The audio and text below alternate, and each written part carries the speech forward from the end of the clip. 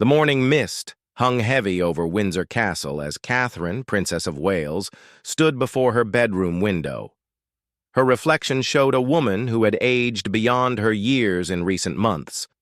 The black dress laid carefully on her bed seemed to weigh more than fabric should. Today would mark another goodbye, another moment when the royal family would stand before the world in their most vulnerable state. William found her there, still as a statue, watching the grounds below where staff moved with quiet purpose. He placed his hand gently on her shoulder, feeling the tension that had become her constant companion. Neither spoke immediately. Words had become scarce between them lately, not from lack of love, but from the overwhelming weight of responsibility that pressed down on their shoulders like lead blankets. The loss they were preparing to acknowledge wasn't just personal. It belonged to the nation, to the Commonwealth, to millions of people who had never met the departed, but felt the absence nonetheless. Catherine turned slowly, her eyes meeting William's. In them, he saw the same mixture of duty and genuine grief that he carried in his own heart. They had learned, perhaps too young, that private sorrow must often wear public faces. The children had been told the night before. George, with his serious 9-year-old expression, had nodded solemnly when William explained what the day would bring. Charlotte, ever perceptive at 7, had asked if they would cry in front of the cameras. Louis, still small at 4, had simply asked if everyone would be sad. These were questions that no parenting book could prepare them for, queries that cut to the heart of what it meant to live life under constant scrutiny. Catherine moved to her dressing table, where her jewelry box held pieces she rarely wore, items reserved for the most solemn occasions. Her fingers traced the edge of a pearl brooch, a gift from someone who would not see her wear it today. The weight of memory settled around her like a familiar but unwelcome embrace. Every piece of jewelry told a story, held a moment, carried the essence of someone who had shaped their lives in ways both public and intensely private. The household had been preparing for weeks, though no one spoke of it directly. Staff moved with the practiced efficiency that comes from years of experience with royal protocol, yet there was something different in their movements today. Mrs. Henderson, the housekeeper who had been with the family for over a decade, arranged flowers with extra care. Thomas, their personal secretary, reviewed schedules with unusual attention to detail. Even the security team, usually invisible in their professionalism, seemed more present, more protective. William sat on the edge of their bed, his formal uniform hanging nearby like a dark sentinel. He had worn it to too many farewells, stood at attention through too many final salutes. The young man who had once joked with his brother about the stuffiness of royal protocol now understood its purpose with painful clarity. Ritual provided structure when emotion threatened to overwhelm, gave form to feelings too large for ordinary expression. The telephone rang, its sound sharp in the quiet room. Catherine answered with the voice she had perfected over years of public service, warm but controlled, accessible yet maintaining appropriate distance. It was her private secretary, confirming final arrangements, going through details that had been reviewed dozens of times already. But today, nothing could be left to chance. Today, the eyes of the world would be watching, measuring their grief, judging their composure, seeking signs of the human beings beneath the titles. Outside, the media had already begun to gather. Photographers with long lenses positioned themselves at respectful distances, while television crews set up their equipment with the hushed efficiency of people who understood the gravity of their assignment.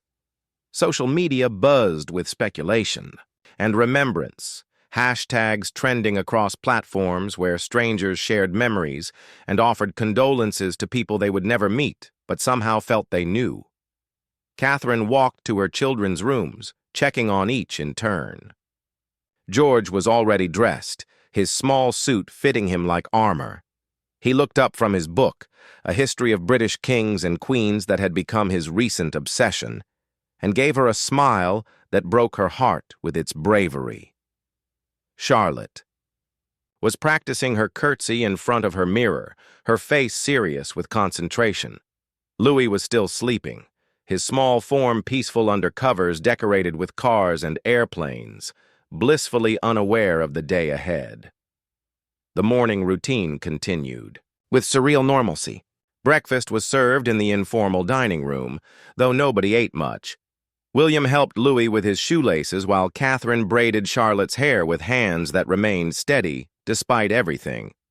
These small acts of ordinary parenting felt both precious and strange, islands of normalcy in an ocean of ceremonial obligation. A knock at the door announced the arrival of their personal protection officers, men and women who had become like extended family over the years. They would shepherd the royal family through the day's events, maintaining security while somehow remaining invisible. Their presence was both reassuring and sobering, a reminder that even in grief, they were never truly private citizens. Catherine returned to her room for final preparations. She applied her makeup with practiced skill, each stroke of mascara and touch of lipstick part of the armor she wore when stepping into public view. The face that looked back at her from the mirror was composed, appropriate, ready to meet the expectations of a watching world. But behind her eyes, she carried the weight of very personal loss, very human sorrow that no amount of protocol could fully contain. The sound of cars arriving in the courtyard below signaled the beginning of the formal day. William joined her at the window, his hand finding hers. Together, they watched as flowers were loaded into vehicles, as security personnel took their positions, as the machinery of royal ceremony began its ancient dance. In a few minutes, they would leave the relative privacy of their home and enter the public space where their grief would become part of history. Catherine squeezed William's hand once, a private signal between two people who had learned to communicate volumes in gestures. Today would test them both, would ask them to be simultaneously human and royal, grieving and composed, private and public. They had done this before, would do it again, but each time felt like the first time, raw, difficult, necessary. The morning. Mist was beginning to lift, revealing a day that would be remembered long after the immediate pain had softened into memory. But for now, in these last moments of relative quiet, they were simply two people preparing to say goodbye to someone who had mattered deeply, preparing to do so with the dignity and grace that duty demanded, even when their hearts were breaking. The convoy moved through London's streets with solemn purpose, each vehicle carrying its precious cargo toward Westminster Abbey. Catherine sat beside William in the state car, her hands folded carefully in her lap, watching the city she had come to love pass by the bulletproof windows. People lined the sidewalks despite the early hour, some holding flowers, others simply standing in respectful silence. The sight of ordinary citizens taking time from their daily lives to mark this moment touched something deep in her chest. Children pressed their faces against shop windows, lifted by parents who wanted them to witness history. Elderly women dabbed at their eyes with handkerchiefs, remembering other royal farewells they had attended decades before. Young men in business suits paused on their way to work, removing their hats as the convoy passed. This spontaneous outpouring of respect and affection reminded Catherine why she had chosen this life, why the sacrifices felt worthwhile even in moments of profound personal cost. William stared straight ahead, his jaw set in the expression she had learned to recognize as his way of maintaining composure when emotions threatened to overwhelm. His hand rested on his knee, fingers occasionally tapping a rhythm only he could hear. She wanted to reach for him, but understood that physical comfort might crack the careful control he had built around himself. Instead, she offered her presence, her solidarity, her understanding that they were carrying this burden together. The children rode in the car behind them, accompanied by their nanny and a protection officer who had worked with the family for years. Through the rear window, Catherine caught glimpses of George's serious profile, Charlotte's careful attention to her posture, Louis's wide eyes taking in the unusual solemnity of the day. They had practiced this drive, rehearsed the proper behavior, learned the ancient choreography of royal mourning. Yet knowing the steps and dancing them under public scrutiny remained vastly different experiences. Westminster Abbey grew larger before them, its Gothic spires reaching toward gray skies that seemed fitting for the occasion. The building held centuries of royal history within its walls, had witnessed coronations and funerals, celebrations and sorrows spanning generations. Today it would add another chapter to its long story, another moment when the personal and public dimensions of monarchy intersected under the weight of national attention. Crowds had gathered despite security cordons, people who had traveled from across the country to be present for this farewell. Some clutched photographs, others held handmade signs with messages of sympathy and support. Catherine noticed a group of schoolchildren from Wales holding a banner with carefully lettered words of condolence in both English and Welsh. The sight stirred memories of similar visits they had made as Duke and Duchess of Cambridge, the warmth and genuine affection they had encountered in communities across the realm. The car slowed as they approached the Abbey, and Catherine felt her breathing deepen automatically. Years of public appearances had taught her the techniques of self-regulation, the small physical adjustments that helped maintain composure under pressure. She straightened her shoulders, lifted her chin slightly, called upon the mental reserve she had developed through countless official engagements where personal feelings had to be set aside for the greater good.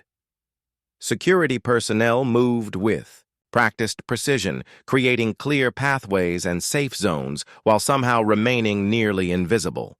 Their professionalism was both comforting and sobering, a reminder that even grief required protection, that even mourning demanded careful choreography.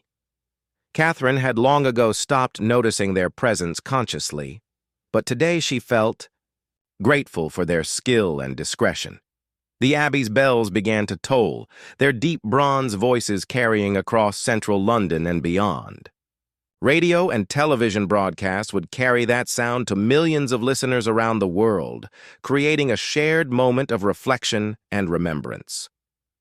Catherine closed her eyes briefly, letting the ancient rhythm wash over her, finding in its measured pace a kind of comfort that words could not provide. Media crews lined the approach to the Abbey, their equipment trained on every approaching vehicle. Catherine had learned to look through cameras rather than at them, to see the people beyond the lenses who were trying to capture and share these moments with audiences who could not be physically present.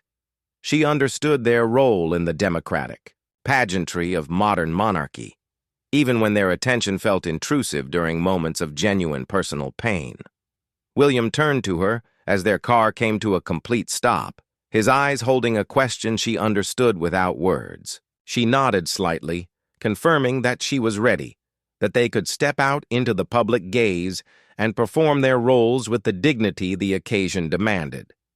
It was a small exchange, invisible to outside observers, but crucial to their ability to function as a team under extraordinary circumstances. The car door opened, and immediately the sounds of the crowd reached them, not cheers or celebration, but the subdued murmur of people gathered in common purpose. Catherine stepped out. First, her movement fluid despite the emotional weight she carried.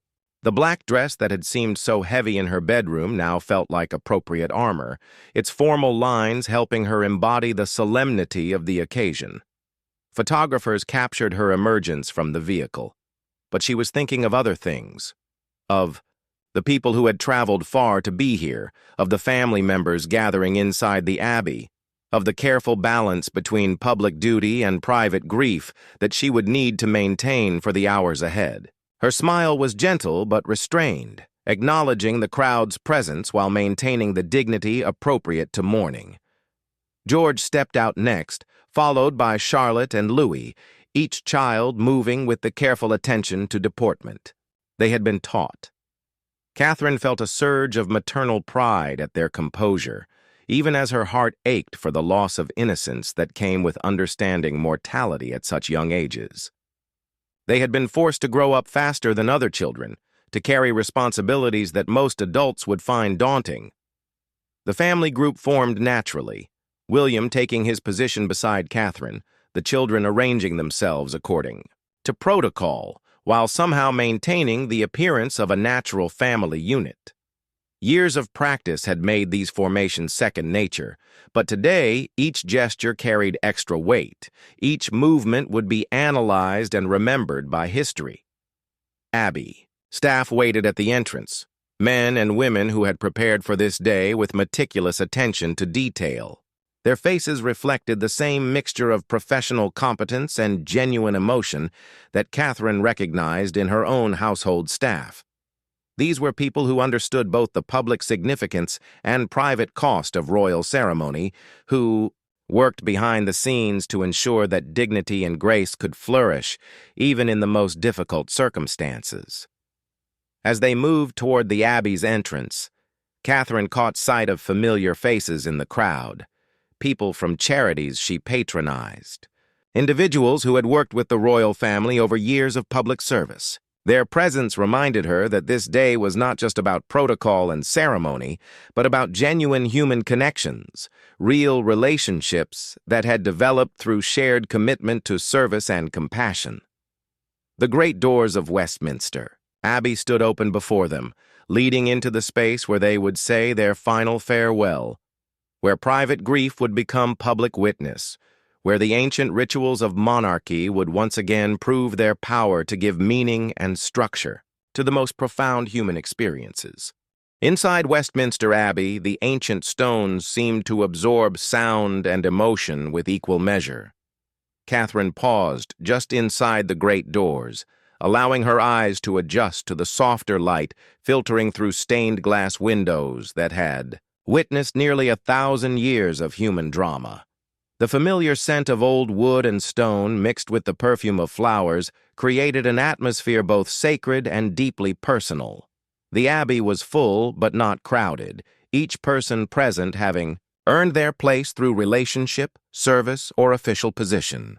Catherine recognized faces from across the decades of public life, prime ministers past and present, foreign dignitaries, leaders of charitable organizations, members of the extended royal family. Yet despite the assembled importance, the atmosphere felt intimate, as if the building itself was creating space for genuine mourning rather than mere ceremony. William guided their small family toward their designated seats, his hand briefly touching the small of Catherine's back in a gesture of support invisible to most observers but deeply meaningful to her. The children walked with careful dignity, their young faces serious but not frightened. They had been prepared for this moment, but preparation could only do so much when facing the reality of final goodbyes in such a public forum. The order of service, printed on heavy paper with elegant typography, listed hymns and readings chosen, with careful attention to both tradition and personal meaning. Catherine opened her copy, noting small details that spoke to love and memory. A particular psalm that had been a favorite, a hymn associated with happier times, readings selected to comfort rather than simply fulfill ritual requirements. These choices revealed the human heart beating beneath ceremonial protocol. Around them, other family members took their places with the quiet efficiency born of long experience with such occasions. Cousins nodded respectfully, aunts and uncles exchanged subtle glances of support and understanding. The extended royal family had learned to function as both a public institution and a private support system, roles that sometimes conflicted but more often complemented each other in times of crisis or celebration. The organ's first notes filled the vast space with sound that seemed to rise from the very stones themselves. Catherine felt the music in her chest, a physical presence that somehow made breathing both easier and more difficult. Music had always been part of royal ceremony, but today it carried extra weight, serving as both soundtrack to grief and bridge. between the personal and public dimensions of loss. She glanced at George, whose young face showed the concentration of someone trying to understand adult emotions while managing his own feelings. Charlotte sat perfectly still, her hands folded in her lap, occasionally looking around with the wide-eyed wonder that even solemn occasions could inspire in 7-year-old minds. Louis, despite his best efforts at proper behavior, occasionally shifted in his seat, the weight of formal clothes and serious atmosphere challenging his natural 4-year-old energy. The service began with words that had comforted generations, familiar phrases that created continuity between this moment and countless others when communities had gathered to acknowledge loss and celebrate life. Catherine followed along in her service booklet, though she knew many of the passages by heart. From years of similar occasions, the repetition was comforting rather than monotonous, creating a sense of participation in something larger than individual grief. When the first hymn began, voices rose throughout the abbey in harmonies both rehearsed and spontaneous. Catherine sang along, her voice joining the collective expression of memory and hope. Beside her, William's deeper tones added strength to the melody, while the children's higher voices contributed their own sweet notes to the ancient songs. For a moment, they were not royals performing duty, but simply a family, adding their voices to a community chorus of remembrance. The readings began, delivered by voices chosen for their significance rather than their professional skill. A grandchild read scripture with slight nervousness that made the words more rather than less powerful. A longtime friend shared memories that brought gentle laughter even in the midst of sorrow. A colleague spoke of service and dedication, reminding everyone present that the life being celebrated had touched countless others through decades of commitment to worthy causes. Catherine found herself thinking of private moments that would never be part of any public record. Quiet conversations, over tea, shared laughter during family gatherings, gentle advice offered during difficult times. These memories belonged to her and to other family members, treasures that no ceremony could capture but that gave deeper meaning to the formal words being spoken. The abbey's acoustics carried every sound with perfect clarity, ensuring that even whispered prayers could be heard throughout the vast space. This architectural feature, designed centuries ago, served today's purpose beautifully, creating an intimacy that might otherwise be impossible in such a large gathering.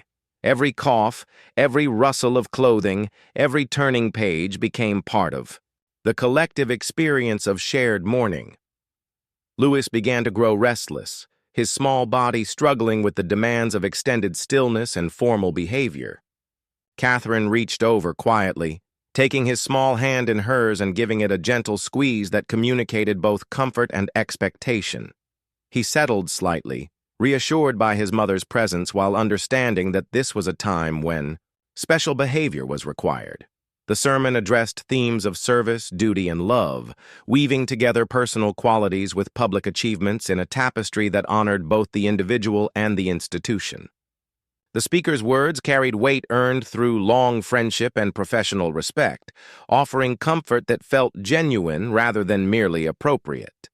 Catherine appreciated the balance between celebration and acknowledgement of loss, the recognition that grief and gratitude could coexist. Photography was limited and carefully managed, with only official royal photographers permitted to document the service. Their presence was barely noticeable, a testament to years of experience in capturing important moments while respecting the solemnity of occasions. The images they created would become part of historical record, but during the service itself, their work remained unobtrusive and respectful.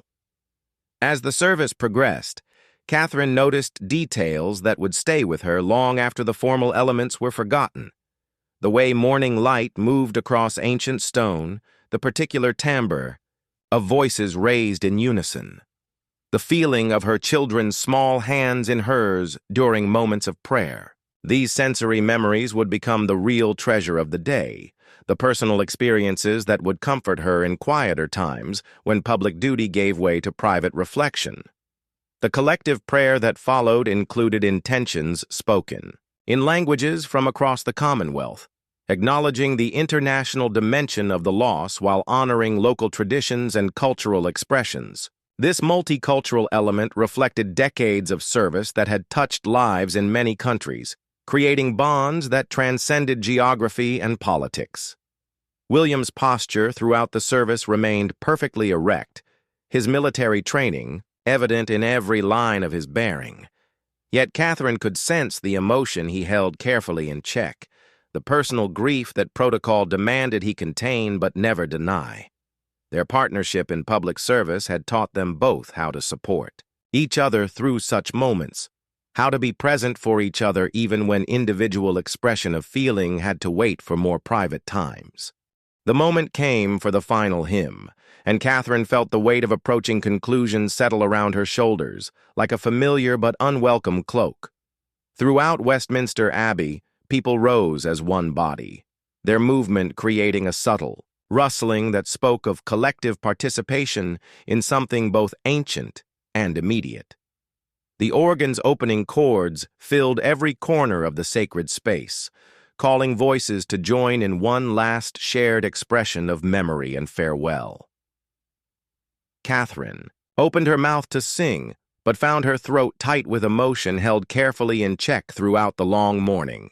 The familiar words seemed heavier today, each verse carrying meanings that went beyond their simple poetry to touch something deeper in her heart. Beside her, William's voice remained steady and strong, providing an anchor of stability in moments when her own composure threatened to waver. George sang with the clear, unchanged voice of childhood, his young treble adding sweetness to the ancient melody. Charlotte, ever conscious of doing things properly, held her service book at exactly the right height and sang with careful attention to pronunciation. Louis, despite his struggles with stillness throughout the service, seemed to find comfort in the music, his small voice joining the great chorus with unconscious joy that brought tears to Catherine's eyes.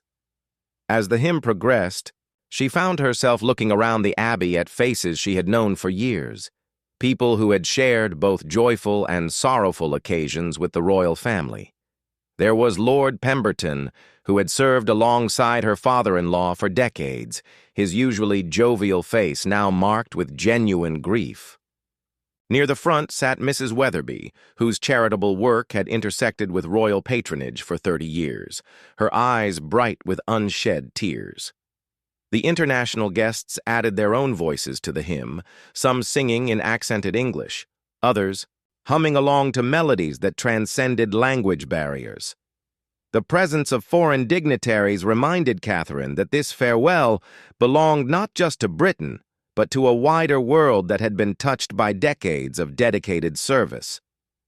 Prime ministers from Commonwealth nations, ambassadors from countries around the globe, representatives of charitable organizations spanning continents, all had come to pay their respects. When the hymn ended, the silence that followed seemed to carry its own weight, as if the Abbey itself was taking a deep breath before the final elements of the service. Catherine used this moment to gather her remaining strength, knowing that the most difficult part lay just ahead. The formal conclusion would require her to maintain dignity while experiencing the finality that ceremony was designed to acknowledge. The blessing that followed was delivered in a voice that carried both authority and tenderness. Words chosen to comfort the living while honoring the dead. Catherine bowed her head, accepting the ancient phrases that had provided solace to countless generations of mourners. The children followed her example, their small heads bowed in unconscious mimicry of adult reverence.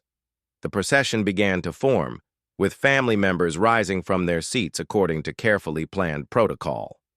Catherine stood slowly, helping Louis adjust his small jacket while ensuring that Charlotte's dress fell properly. These small maternal gestures felt both routine and precious, ordinary acts of care continuing even in extraordinary circumstances.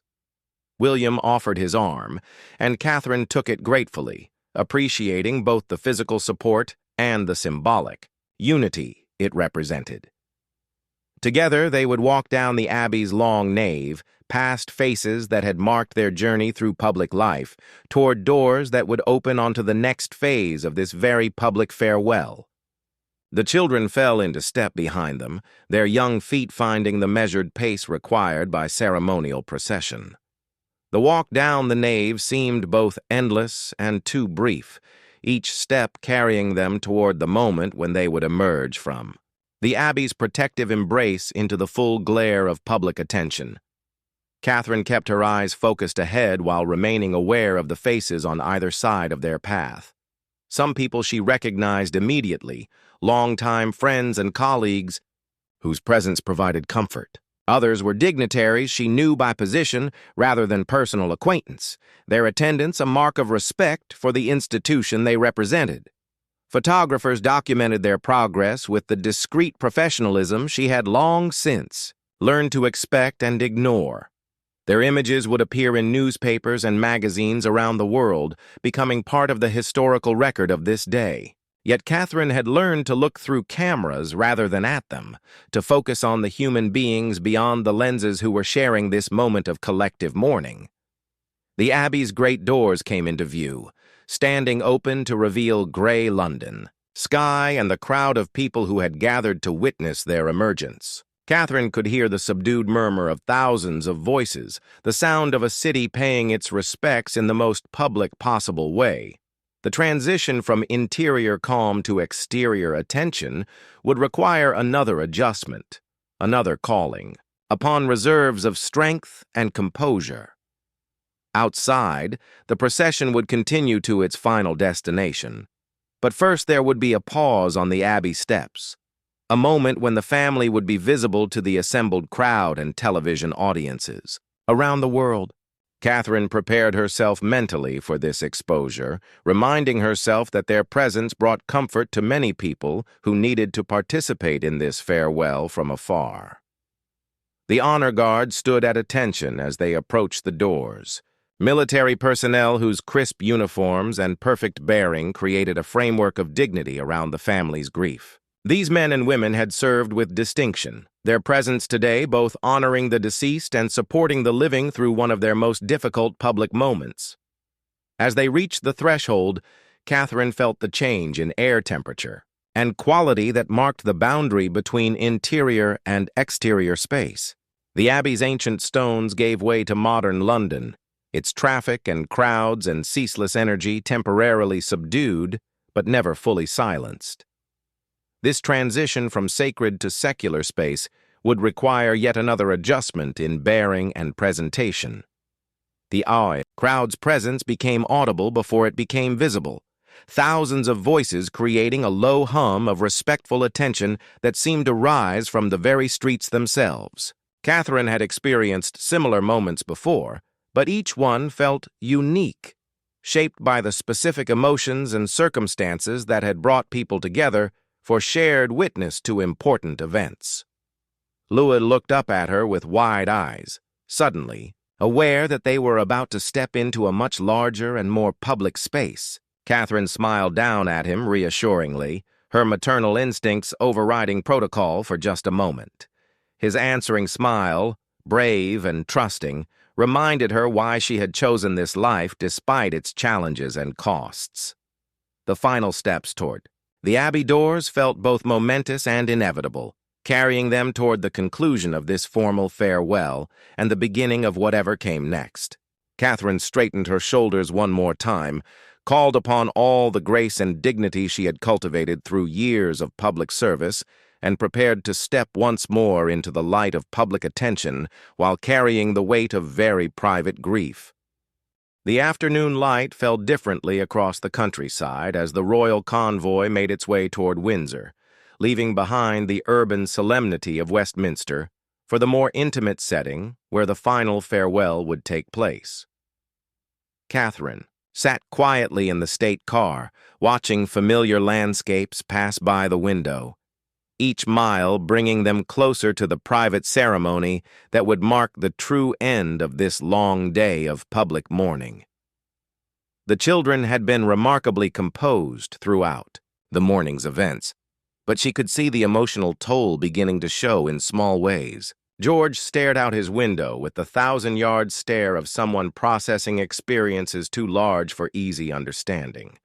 Charlotte had grown quieter with each passing hour, her usual chatter replaced by thoughtful silence. Louis had dozed, off despite his best efforts to remain alert, his small body finally surrendering to the exhaustion that formal occasions imposed even on the youngest participants. William's profile showed the strain of maintaining public composure for hours, while wrestling with private grief. His jaw remained set in the expression she had learned to recognize as his way of holding difficult emotions in careful check. The transition from public ceremony to private interment would require yet another adjustment, another calling upon inner reserves that had been tested throughout this long day of formal farewell. The landscape outside their windows told the story of a nation that had paused to acknowledge loss. Flags hung at half-staff from public buildings and private homes alike. People stood along roadsides despite the distance from major population centers, some holding flowers, others simply bearing witness to the procession's passage. These spontaneous displays of respect and affection reminded Catherine why she had chosen this life, why the sacrifices felt worthwhile even in moments of profound personal cost. Security arrangements for this final phase were different from the morning's public ceremony, more intimate but no less carefully planned. The route to Windsor had been selected to balance accessibility with privacy, allowing people to participate in the day's events while preserving space for genuine mourning rather than mere spectacle. Catherine appreciated this thoughtful approach, understanding how difficult it would be to achieve closure while under constant public observation. The approach to Windsor Castle revealed preparations that had been weeks in the making. Gardens had been tended with extra care, pathways cleared and cleaned, every detail attended to with the meticulous attention that marked all royal occasions.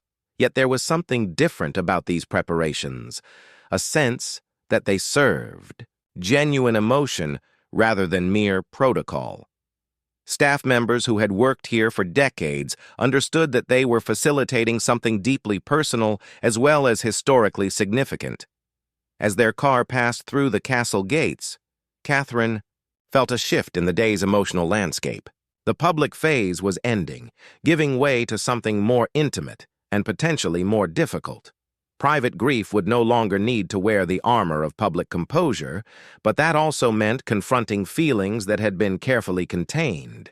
Throughout the morning's ceremonies, the family chapel, where the final service would take place, was small enough to feel genuinely intimate, yet grand enough to honor the significance of the occasion. Catherine had always loved this space, with its perfect proportions and sense of centuries of royal worship. Today it would serve as the setting for their most personal farewell, surrounded only by immediate family and closest friends, rather than the assembled dignitaries who had filled Westminster Abbey. The children stirred as the car came to a stop, automatically straightening their clothes and preparing for another round of public presentation. Catherine's heart ached for their loss of childhood spontaneity, even as she felt proud of their growing understanding of duty and service.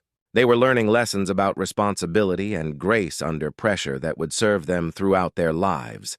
But the cost of such early maturity sometimes seemed almost too high to bear.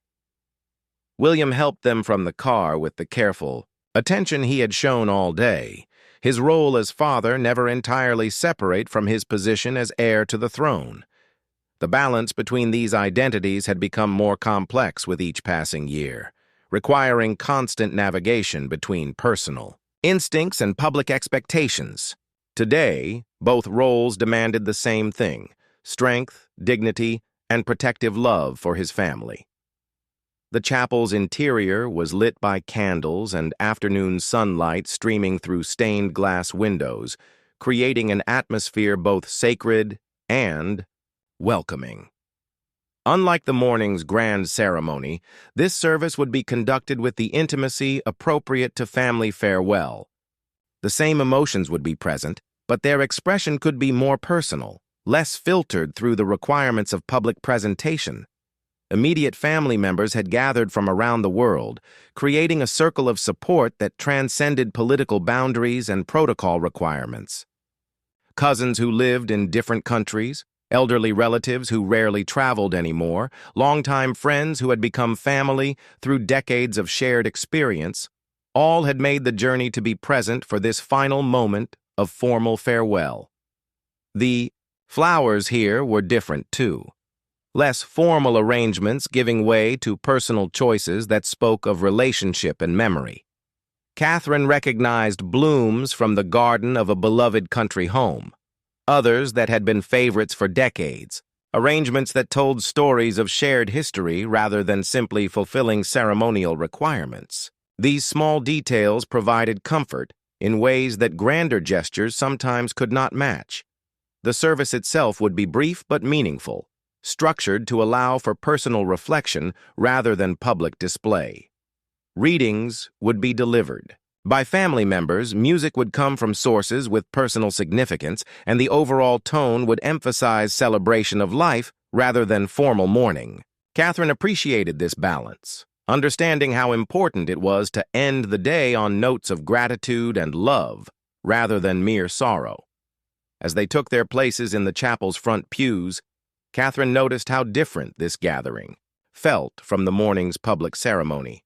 Faces were more relaxed despite their grief, conversation was warmer and more personal, and the overall atmosphere encouraged genuine emotion rather than careful control. This space belonged to them as people rather than public figures, allowing for expressions of feeling that had been necessarily constrained during the morning's events. The late afternoon light continued to change as the service progressed, creating a gentle rhythm of illumination that seemed to mirror the emotional flow of the ceremony itself. Catherine found herself able to truly listen to the words being spoken, to absorb their meaning rather than simply managing her response to public attention. This was the gift of private ceremony, the ability to be present with grief and love, without the additional burden of performance.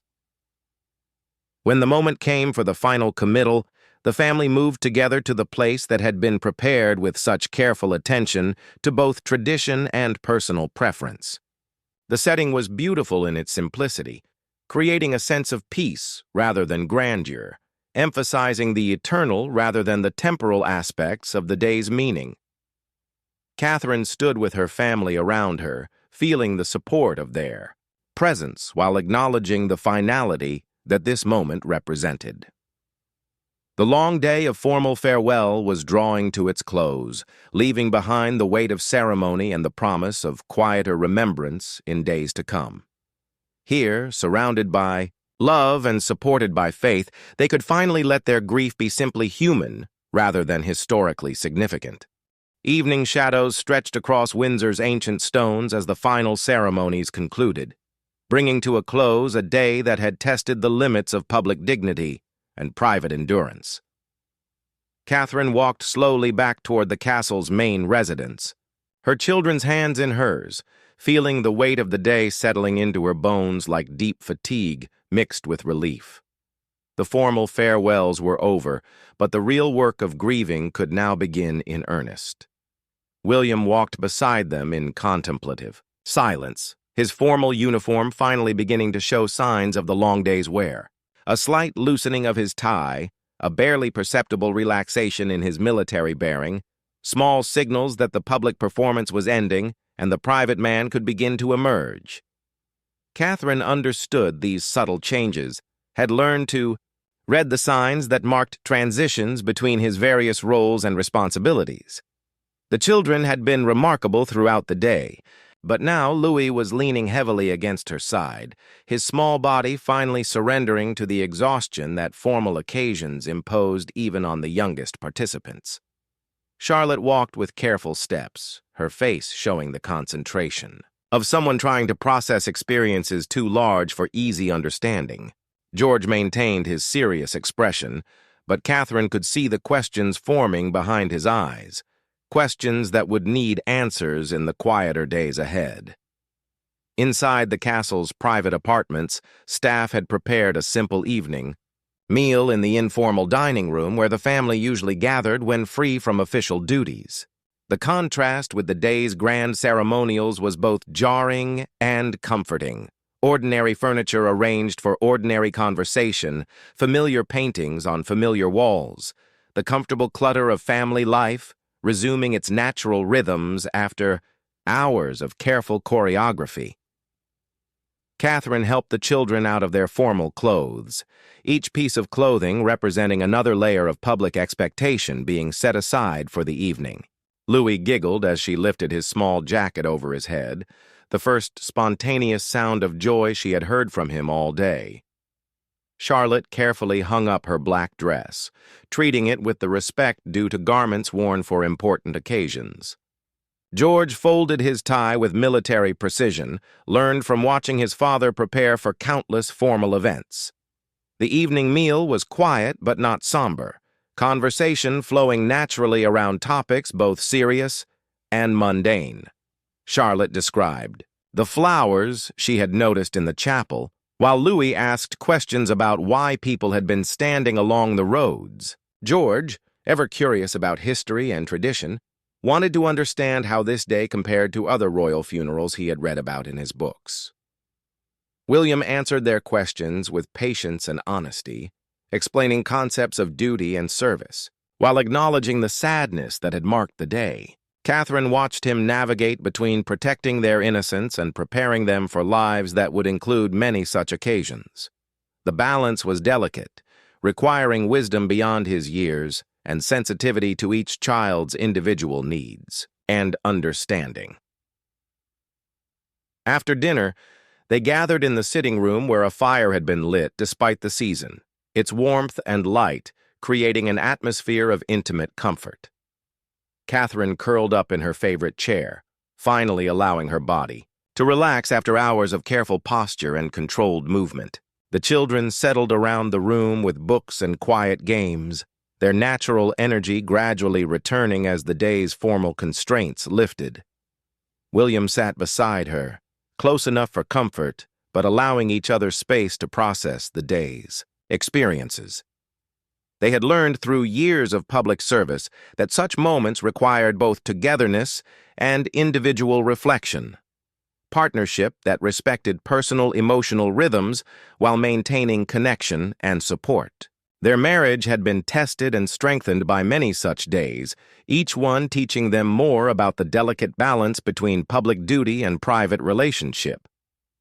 The telephone rang several times during the evening, bringing messages of sympathy and support from family members and friends around the world. Catherine took some of these calls personally, finding comfort in voices that knew her as a person rather than a public figure. These conversations allowed her to drop the careful composure of daytime protocol and speak honestly about her feelings and experiences. Television coverage of the day's events played quietly in the background, showing images that already seemed to belong to history rather than immediate experience. Catherine watched herself and her family moving through the ceremonies, struck by how composed they appeared from the outside despite the emotional turbulence she had felt throughout the day. The camera's perspective revealed both the dignity they had maintained and the human cost of such public performance. As the evening progressed, the children began to show signs of emotional release that had been carefully contained during public appearances. Charlotte asked if it was normal to feel sad and proud at the same time, while Louis wondered aloud if the person they had said goodbye to could see them from heaven. These questions opened space for conversations about loss and memory, about the ways that love continues even after physical presence ends. George, always the most serious of the three, sat quietly for long periods before suddenly asking complex questions about duty and sacrifice, about the meaning of service and the weight of responsibility. Catherine recognized in his inquiries the beginning of his own journey toward understanding the role he would someday inherit, the gradual awakening to the full implications of his birth and position. The evening ritual of bedtime stories and Prayers took on special significance after such a day, providing comfort and continuity that helped bridge the gap between public ceremony and private rest. Catherine sat with each child individually, listening to their reflections on the day and answering questions that had been accumulating throughout hours of careful behavior and formal observation. When the children were finally settled for the night, Catherine and William found themselves alone together for the first time since early morning. The silence between them was comfortable rather than empty, filled with shared understanding of what they had endured and accomplished together. They had successfully guided their family through one of the most challenging types of public occasions, maintaining dignity while honoring genuine grief. They talked quietly about the day's events, sharing observations and feelings that had been necessarily private during public appearances. Catherine described moments when her composure had nearly broken, while William admitted to the internal struggle between personal emotion and public responsibility. These honest exchanges were crucial to their ability to function as partners, in both marriage and public service. The castle grew quiet around them as staff completed their final duties of the day and security settled into nighttime routines. Outside, the media crews were packing up their equipment and departing, leaving behind the peaceful privacy that would allow for genuine rest and recovery. The public phase of mourning was over, giving way to the longer, quieter process of personal healing and adjustment. As Catherine finally prepared for bed, she felt a complex mixture of exhaustion and accomplishment, grief and gratitude.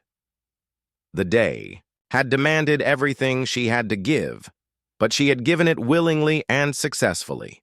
Tomorrow would bring new challenges and responsibilities, but tonight she could rest in the knowledge that duty had been fulfilled with grace, that love had been honored with dignity, and that the delicate balance between public service and private humanity had been maintained through another difficult passage in their extraordinary lives. The last image she carried into sleep was of her children's faces during the evening's quiet conversations.